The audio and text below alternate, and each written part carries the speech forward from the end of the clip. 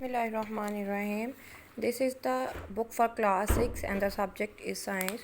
Today we will discuss the continuation of the chapter 3, page number 40, and topic of discussion is renewable energy resources.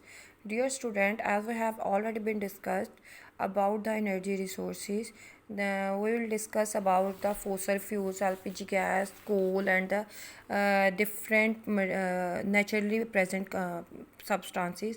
Now we will discuss renewable energy resources. What do you mean by the renewable? Renewable mean वो resources. Fossil fuels, coal or oil gas are the long term processes due to which we can achieve or gather by a long term of time. Renewable energy resources mean direct resources which we can renew. जैसे we can produce energy by the thermal power, by that wind turbine or by the hydro electric generation station की मदद से हम पैदा कर रहे हैं, solar panels की मदद से पैदा कर रहे हैं. These all are the processes which we can change or we can enhance their ability with the passage of time. Alternative energy sources are the resources which are the other than the natural resources. कि जो हमारे पास naturally occurring materials हैं उनके अलावा वो चीज़ें जिनसे हम एनर्जी को प्रोड्यूस कर सकते हैं.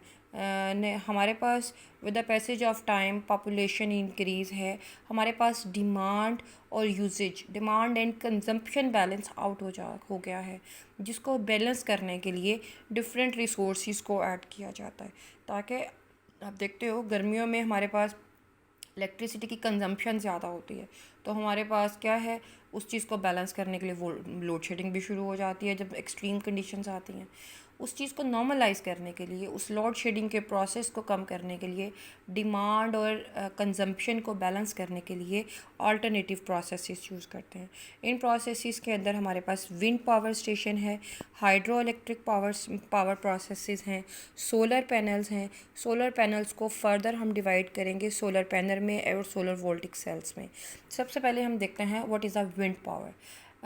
as I have already told you people कि science is the play of words. Wind power means वो पावर जो हम हवा से हासिल करते हैं, क्या है, आप लोगों ने पुराने ज़माने का पंचक्की का सुना होगा. हमारे पास क्या है, एयर मिल्स होते हैं.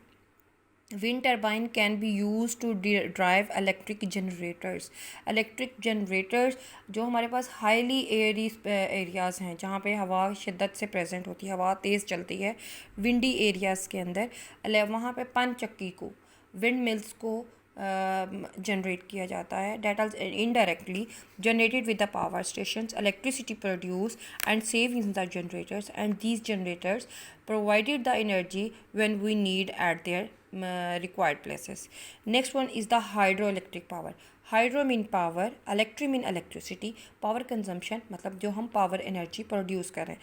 मतलब पहला क्या था, हवा से, wind power.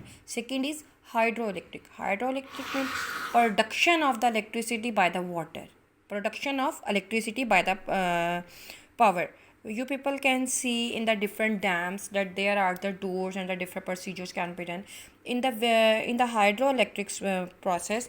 From this diagram you can see easily the turbine is inserted between the pressure of moving water, from where the water comes with the speed, goes to the turbine.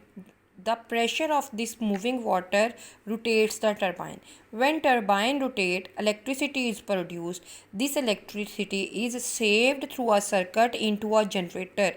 This generator is transformed, save energy, and when need, give to the transformer जो हमारे concerning grids होते हैं, and then to this energy is provided to the are concerning requirements.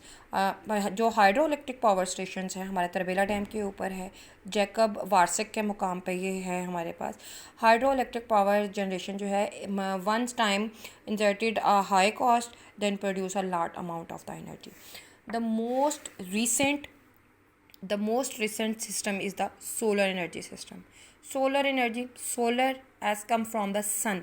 क्या है कि जो सूरज की radiations आ रही हैं, सूरज क्या है, दिन के वक्त हमारे पास एक प्रोडक्टिव हीट आती है, उसको अगर हम सेव कर लेते हैं तो वो एनर्जी हमारे पास यूज़ होती है। अब सोलर एनर्जी को सेव करने के लिए हमारे पास दो प्रोसेसेस हैं, एक सोलर पैनल्स हैं और दूसरा सोलर वोल्टिक सेल्स हैं। ये हमारे पास एनर्जी प्रोडक्शन का वो ज़रिया है जिसको हम डोमेस्टिक लेवल पे यूज़ कर सकते हैं। पीछे हमने जो दोनों प्रोसेसेस पढ़े हैं, जो हमारे पास विंड पावर है and hydro electric power station है, जो ये दोनों हमारे पास डोमेस्टिक लेवल पे कामयाब नहीं हो सकते हैं।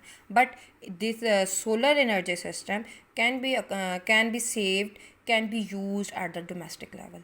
At our own house levels, we can build a specific styles of plates on our roofs where the direct sunlight fall down throughout the day. These plates saves the energy in the voltaic cell and stored in a battery type structure and used for different purposes: to boil the water, to use the compressor, to और AC systems, different purposes के लिए. This system used directly throughout the day. The energy is saved in the battery and directly used in our domestic purposes. And in the solar voltaic cells, the energy is stored in the voltaic cell, and when we want to use these cells are connected to our required devices, and this solar energy converted into the electric energy.